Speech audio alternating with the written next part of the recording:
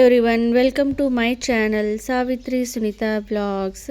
ಎಲ್ಲರೂ ಹೆಂಗದಿರಿ? ಎಲ್ಲರೂ ಆರಾಮದಿರಿ ಅಂತ ಅನ್ಕೋತೀನಿ. ನಾವು ಕೂಡ ಆರಾಮದೀವಿ. ಆ್ಯಕ್ಚುಲಿ ಇವತ್ತು ಈವ್ನಿಂಗಿಂದ ವ್ಲಾಗನ್ನು ಸ್ಟಾರ್ಟ್ ಮಾಡಿದ್ದೀನಿ. ಪ್ರದೀತನಿಗೆ ಅವ್ರ ಅಜ್ಜ ಐಸ್ ಕ್ರೀಮನ್ನು ತಂದುಕೊಟ್ಟಿದ್ರು. ಸೊ ಇಲ್ಲಿ ಐಸ್ ಕ್ರೀಮನ್ನು ತಿನ್ನತನು. ಅವನು ಮತ್ತು ಪಯ್ಯ ಚಿಕ್ಕಿ ಇಬ್ಬರು ಸೇರಿಕೊಂಡು ಐಸ್ ಕ್ರೀಮ್ ತಿನ್ನತಿದ್ರು. ಅವನಿಗೆ ಇವಾಗಂತೂ ಐಸ್ ಕ್ರೀಮ್ ತಿನ್ನೋದು ಜಾಸ್ತಿ ಮಾಡಿದ್ದಾನೆ. ಡೈಲಿ ಐಸ್ ಕ್ರೀಮ್ ಬೇಕೇ ಬೇಕು ಅವನಿಗೆ.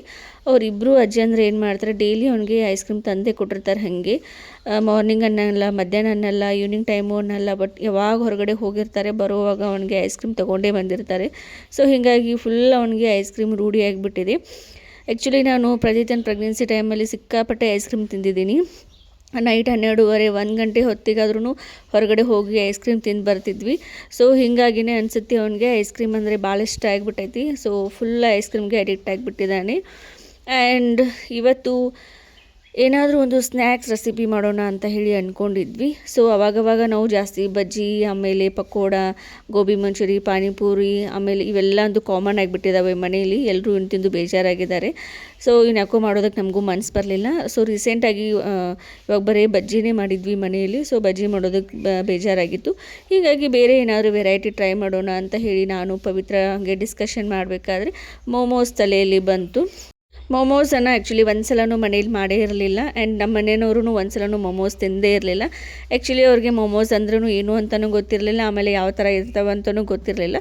ಆಲ್ಮೋಸ್ಟ್ ಎಲ್ಲ ಗೋಬಿ ಮಂಚೂರಿ, ಪಾನಿಪುರಿ ಇವೆಲ್ಲ ಕಾಮನ್ ಆಗಿಬಿಟ್ಟಿದ್ದಾವೆ. ಬಟ್ ಮೋಮೋಸ್ ನಮ್ಮ ಕಡೆ ಇವಾಗ ಅಷ್ಟೊಂದು ಇನ್ನೂ ಇಂಟ್ರೊಡ್ಯೂಸ್ ಆಗಿಲ್ಲ. ಈ ಸೈಡಂತೂ ಮೋಮೋಸ್ ಇನ್ನೂ ಬಂದೇ ಇಲ್ಲ ಆ್ಯಂಡ್ ತಿಂದೇನೇ ಇಲ್ಲ ಆ್ಯಕ್ಚುಲಿ ಅವರು. ಹೀಗಾಗಿ ಮೋಮೋಸ್ ಮಾಡ್ತೀವಿ ಅಂತ ಅಂದ್ವಿ. ನಮ್ಮ ಕಾಕು ಮತ್ತು ನಮ್ಮಮ್ಮ ಏನಂದರು, ಅದೆಂಥ ರೆಸಿಪಿ ಅಂತ ಕೇಳ್ತಾಯಿದ್ರು. ನಿಮ್ಗೊಂದ್ಸಲ ಮಾಡಿಕೊಡ್ತೀವಿ ತಡೀರಿ ಅಂತ ಹೇಳಿ ನಾನು ಪವಿತ್ರ ಇಬ್ಬರು ಮಾಡೋದಕ್ಕೆ ಸ್ಟಾರ್ಟ್ ಮಾಡ್ಕೊಂಡ್ವಿ. ಆ್ಯಂಡ್ ಮೋಮೋಸ್ ಜೊತೆ ತಿನ್ನೋದಕ್ಕೆ ಅಂತ ಹೇಳಿ ಚಟ್ನಿ ಬೇಕಲ್ಲ. ಸೊ ಚಟ್ನಿನೂ ಮನೆಯಲ್ಲಿನೇ ಮಾಡಿದರೆ ಆಯಿತು ಅಂತ ಹೇಳಿ ಅದನ್ನು ಕೂಡ ಮಾಡೋದಕ್ಕೆ ಇಲ್ಲಿ ಪ್ರಿಪೇರ್ ಮಾಡಿದ್ದೀವಿ. ಮೋಮೋಸ್ ಮಾಡೋದಕ್ಕೆ ಆಲ್ರೆಡಿ ನಮ್ಮ ಅಮ್ಮನ ಕಡೆಯಿಂದ ಹಿಟ್ಟು ನಾದಿಸಿದ್ವಿ. ಮೈದಾ ಹಿಟ್ಟು, ಆಮೇಲೆ 1 ಸ್ಪೂನಷ್ಟು ಎಣ್ಣೆ, ಕುಕ್ಕಿಂಗ್ ಆಯಿಲು, ಆಮೇಲೆ ಒಂದು ಸ್ವಲ್ಪ ಉಪ್ಪು ಹಾಕಿ ನಾದಿ ಇಟ್ಟರು ನಮ್ಮಮ್ಮ. ಆಮೇಲೆ ಇಲ್ಲಿ ಮೋಮೋಸ್ ಮಾಡುವಂಥ ಚಟ್ನಿನ ಮಾಡಿದ್ದೀವಿ. ರೆಸಿಪಿನ ಹೇಳ್ತೀನಿ ಏನೇನು ತೊಗೊಂಡಿದ್ದೀನಿ ಅಂತ ಹೇಳಿ. ಒಂದು 5ರಿಂದ 6 ಟೊಮೆಟೊನ ತೊಗೊಂಡಿನಿ. ಆಮೇಲೆ ಒಂದು 5-6 ಬ್ಯಾಡಗಿ ಮೆಣಸಿನ್ಕಾಯಿ, ಆಮೇಲೆ ಬೆಳ್ಳುಳ್ಳಿ, ಇವನ್ನೆಲ್ಲನೂ ನೀರಲ್ಲಿ ಹಾಕಿ ಕುದಿಸ್ಬೇಕು. ಏನಿಲ್ಲ ಅಂದರೂ ಒಂದು 10ರಿಂದ 15 ನಿಮಿಷ ಕುದಿಬೇಕು. ಅಂದರೆ ಟೊಮೆಟೊ ಮೇಲೆ ಇರುವಂಥ ಪೀಲ್ ಏನಿರುತ್ತೆ ಪೂರ್ತಿಯಾಗಿ ಬಿಚ್ಚಬೇಕು. ಸೊ ಸುಲಿಬೇಕು, ಅಲ್ಲಿ ತನಕ ಅದನ್ನು ಕುದಿಸ್ಕೊಳ್ಬೇಕು. ಆಮೇಲೆ ಟೊಮೆಟೊ ಹಣ್ಣು ಎಲ್ಲ ಕುದ್ದ ಆದಮೇಲೆ ಒಂದು ಮಿಕ್ಸಿ ಜಾರಲ್ಲಿ ಹಾಕಿ ಅದನ್ನು ಗ್ರೈಂಡ್ ಮಾಡ್ಕೊಳ್ಬೇಕು. ಗ್ರೈಂಡ್ ಮಾಡೋ ಟೈಮಲ್ಲಿ ಒಂದು 4-5 ಅಷ್ಟು ಪೀಸಷ್ಟು ಜಿಂಜರನ್ನು ಹಾಕೋಬೇಕು, ಶುಂಠಿಯನ್ನು ಹಾಕ್ಕೊಳ್ಬೇಕು, ಹಸಿ ಶುಂಠಿ. ಆಮೇಲೆ ಒಂದು 7-8 ಕರಿಮೆಣಸನ್ನು ಹಾಕ್ಕೊಂಡಿದ್ದೀನಿ. ಅಷ್ಟೆಲ್ಲ ಹಾಕ್ಕೊಂಡು ಮಿಕ್ಸಿ ಜಾರಲ್ಲಿ ನುಣ್ಣದಾಗಿ ರುಬ್ಕೊಳ್ಬೇಕು. ಅಂದರೆ ಅದೆಲ್ಲ ತಣ್ಣಗೆ ಆದಮೇಲೆ ಆಮೇಲೆ ಒಂದು ಸ್ವಲ್ಪ ಉಪ್ಪನ್ನು ಹಾಕಿ ನುಣ್ಣದಾಗಿ ರುಬ್ಕೊಳ್ಬೇಕು. ಸೊ ಪೂರ್ತಿ ಪ್ಲೇನ್ ಪೇಸ್ಟ್ ಆದಮೇಲೆ ಇಲ್ಲಿ ಅದನ್ನು ನಾವು ಒಗ್ಗರಣೆಯನ್ನು ಹಾಕ್ಕೊಳ್ಬೇಕು. ಯಾವ ಥರ ಅಂತ ಅಂದರೆ ನಾನಿಲ್ಲಿ ಗ್ಯಾಸ್ ಮೇಲೆ ಒಂದು ಬೋಗೋಣಿಯನ್ನು ಇಟ್ಕೊಂಡಿದ್ದೀನಿ. ಸೊ ಒಂದು ಸ್ವಲ್ಪ ಬೆಣ್ಣೆಯನ್ನು ಹಾಕ್ಕೋಬೇಕು. ಒಂದು 2 ಸ್ಪೂನಷ್ಟು ಬೆಣ್ಣೆಯನ್ನು ಹಾಕ್ಕೊಂಡು ಬೆಣ್ಣೆ ಎಲ್ಲ ಕರಗಿದ ಆದಮೇಲೆ ನಾವೇನು ಮಿಕ್ಸರಲ್ಲಿ ಹಾಕ್ಕೊಂಡಿದ್ವಿ ಟೊಮೆಟೊ ಪ್ಲಪ್ಪನ್ನು, ಸೊ ಅದನ್ನೆಲ್ಲನೂ ಅದರಲ್ಲಿ ಹಾಕ್ಕೋಬೇಕು. ಸೊ ಅದು ಕುದಿಯೋದಕ್ಕೆ ಸ್ಟಾರ್ಟ್ ಆಗಬೇಕು. ಸೊ ಏನು ಕುದೀತಾ ಇರಬೇಕಾದ್ರೆ ಒಂದು ಸ್ವಲ್ಪ ಉಪ್ಪು, ಆಮೇಲೆ ಕರಿಮೆಣಸು ನಾವು ಮುಂಚೆ ಹಾಕ್ಕೊಳ್ಳಿಲ್ಲ ಅಂತಂದರೆ ಇಲ್ಲಿ ನಾವು ಕರಿಮೆಣಸಿನ ಪೌಡರನ್ನು ಹಾಕ್ಕೊಳ್ಬೇಕು. ಆಮೇಲೆ ಒಂದು ಸ್ವಲ್ಪ ಇಂಗನ್ನು ಹಾಕ್ಕೊಂಡು ಅದನ್ನು ಕುದಿಯೋದಕ್ಕೆ ಇಟ್ಬಿಟ್ಟಿದ್ದೀನಿ. ಸೊ ಅದೇನಿಲ್ಲ ಅಂದರೆ ಒಂದು 10 ನಿಮಿಷ ಅಷ್ಟು ಬಾಯ್ಲ್ ಆಗಬೇಕು. ಸೊ ಬಾಯ್ಲ್ ಆದಮೇಲೆ ಮೋಮೋಸ್ ಜೊತೆ ತಿನ್ನುವಂಥ ಚಟ್ನಿ ರೆಡಿ ಆಗಿಬಿಡತ್ತೆ.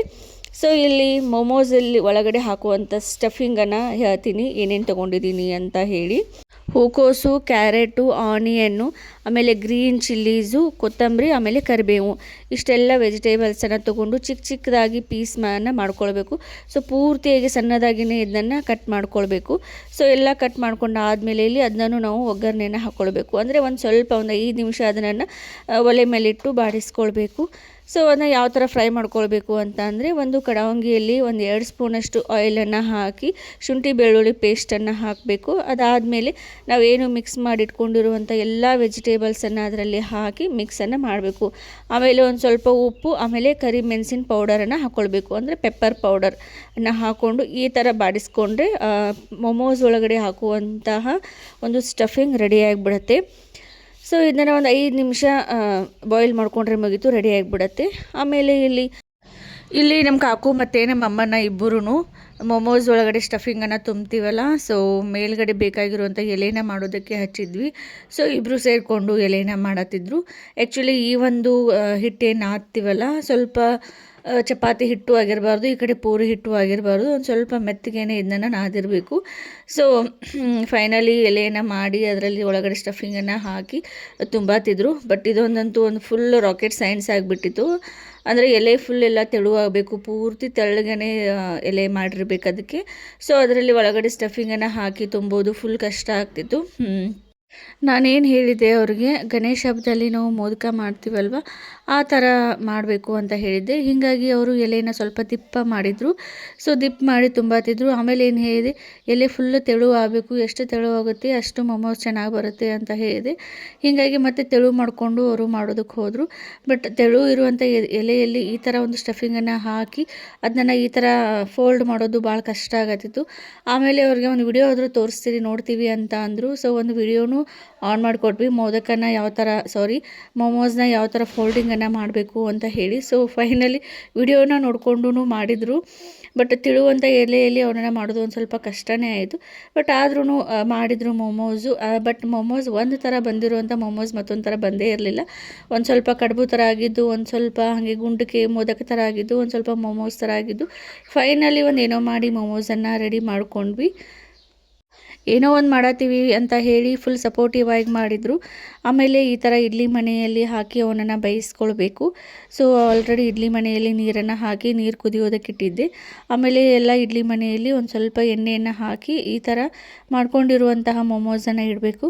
ಕೆಳಗಡೆ ಒಂದು ಸ್ವಲ್ಪ ಆಯಿಲನ್ನು ಅಪ್ಲೈ ಮಾಡಬೇಕು, ಕುಕ್ಕಿಂಗ್ ಆಯಿಲನ್ನು. ಇಲ್ಲಾಂದರೆ ಅಲ್ಲೇ ಅಂಟ್ಕೊಂಡ್ಬಿಡ್ತಾವೆ ಅವೆಲ್ಲ, ಆಮೇಲೆ ತೆಗೆಯೋದು ಕಷ್ಟ ಆಗುತ್ತೆ.